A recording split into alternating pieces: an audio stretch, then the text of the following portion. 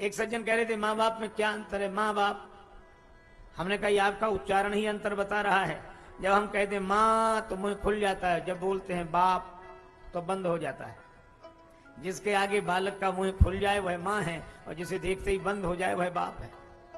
बालक अपने मन की बात माँ से कह देता है, पिता से नहीं कह पाता है। इसलिए माताओं की महिमा हमारी संस्कृति ने स्वीकार किया।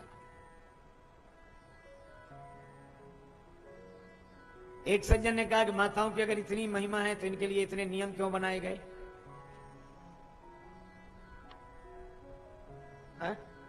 ऐसे नहीं रह सकती, वैसे नहीं रह सकती।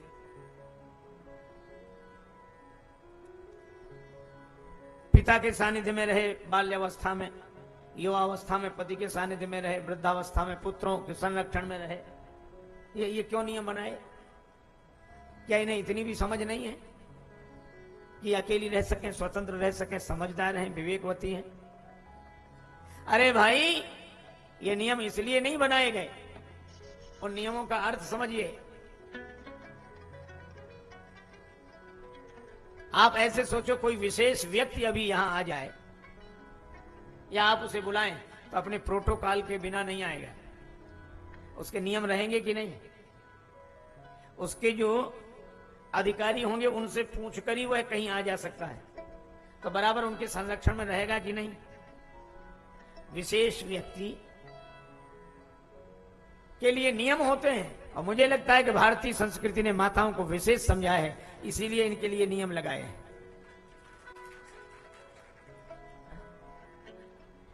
अच्छा, आपको हीरे की अंगूठी खरीदनी हो, सोने की अंगूठी में हीरा जड़ा हो, तो ये सोने की अंगूठी ऐसी तो मिलेगी नहीं बाजार में।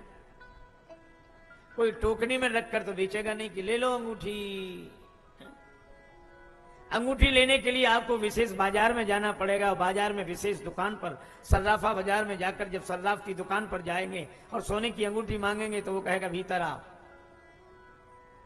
वो दुकान से भीतर ले जाएगा कमरे में, और कमरे में अलमारी खोलेगा, और अलमारी के भीतर एक अलमारी, उसे खोलेगा, भीतर से एक डिब्बा निकालेगा, और जब डिब्बे का ढक्कन खोलेगा तो रेशमी या गुलाबी कागज पर रखी हुई सोने की अंगूठी दिखाई देगी। कितने नियम है, कितने प्रतिबंध है सोने की अंगूठी तक पहुंचने के लिए।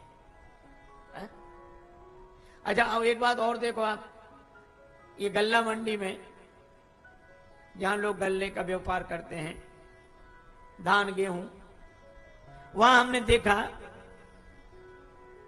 कि बड़े बड़े बांट रहते वहां लोहे के, 10 किलो, 20 किलो, 5 किलो, 2 किलो बांट रहते कि नहीं?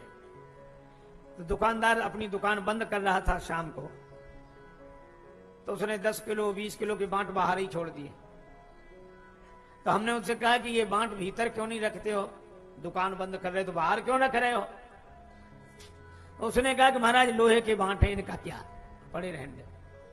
उस दिन हमें समझ में आया कि माताओं के लिए इतने नियम क्यों, क्योंकि भारतीय संस्कृति माताओं को सोने की अंगूठी की तरह समझती है, और पुरुष तो लोहे के बांट हैं, ये तो कहीं भी पड़े रहे, इनका क्या। इसलिए माताओं, आप ऐसी बात सुनकर उदास मत हुआ करो, आपकी महिमा है।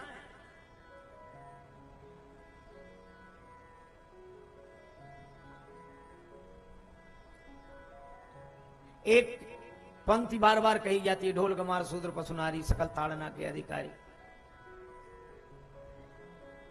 अब ये बात कही समुद्र ने है, तो समुद्र का कहा हुआ वाक्य कोई आदर्श वाक्य होगा? और जो स्वयं डांटने से माना उसे लगता है सब ऐसे ही मानते होंगे। पर माताएं तो बड़े। एक मैया हमसे बोली, बाबा आप राम कथा करते हो? हमने कहा माता भगवान की कृपा है। बोले सो तो ठीक है, लेकिन तुलसीदास जी ने सारे संसार को अच्छा लिखा, हमारे लिए तो बहुत गलत लिखा है। हमने कहा क्या लिखा है?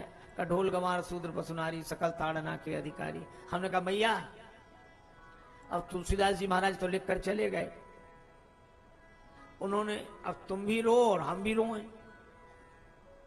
तो बोली बाबा तुम क्यों रोओगे, हम ही रोएंगे, तुम तो महात्मा हो, तुम्हारी तो बड़ी महिमा लिखी है रामचरितमानस में। हमने कहा मैया हमारे लिए भी लिखा है। बोले कहां लिखा है? हमने कहा हमारे लिए लिखा है, नारी मुई गृह संपत्ति नासी, मूड मुड़ाए हो सन्यासी। लिखा है कि नहीं? अब वो बड़ी आश्चर्य, बाबा आपके लिए भी लिखा है? हमने कहा तुलसीदास जी का किसी से विरोध नहीं, वे तो समाज के जिस वर्ग में न्यूनता देखते हैं उसी पर दृष्टि निक्षेप करके सही सही बात लिख देते हैं। इसलिए श्री तुलसीदास जी समाज को व्यवस्थित रखने वाले अवतार आचार्य कोटि के महात्मा हैं। वे पति के द्वारा पत्नी का आदर कराते हैं। बैठ गई पार्वती जी वाम भाग में।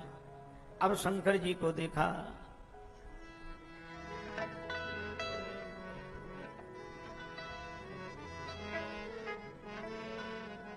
गंगा धवल धार, गंगा धवल धार, गंगा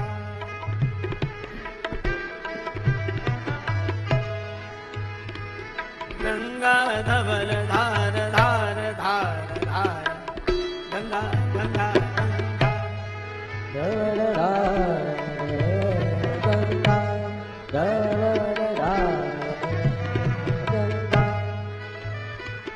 गंगा धवल धार, गंगा धवल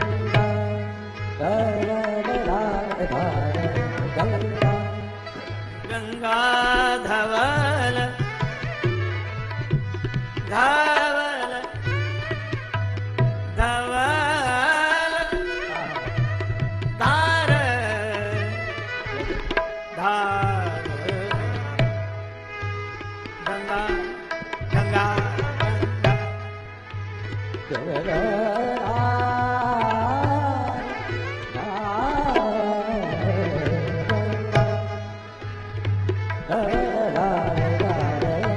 गंगा गंगा धवल धवल धवल धार धार, गंगा गंगा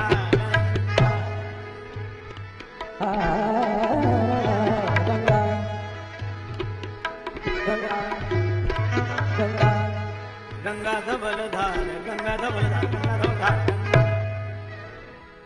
गंगा जी को भगवान शंकर के सिर पर विराजमान देखा। भगवान शंकर ने इनको शिरोधार्य किया, सिर पर स्थान दिया। क्यों? इन्होंने महाराज भागीरथ के पूर्वजों का उद्धार किया, जगत का उद्धार करने के लिए सरिता रूप में प्रवाहित हुई। तो हमने ये कथाएं सुनी स्वामी राजेश्वरानंद जी महाराज द्वारा। बहुत ही सुंदर तरीके से इन कथाओं का वर्णन उन्होंने किया है। उम्मीद है आपको ये कथाएं बहुत पसंद आई होंगी। अगर आपको ये कथाएं पसंद आई हैं तो चैनल को सब्सक्राइब कीजिए, वीडियो को लाइक और शेयर कीजिए, ताकि इस तरह की प्रेरक और हास्य कथाएं हम आपके लिए लेकर आते रहें। आपका बहुत बहुत धन्यवाद।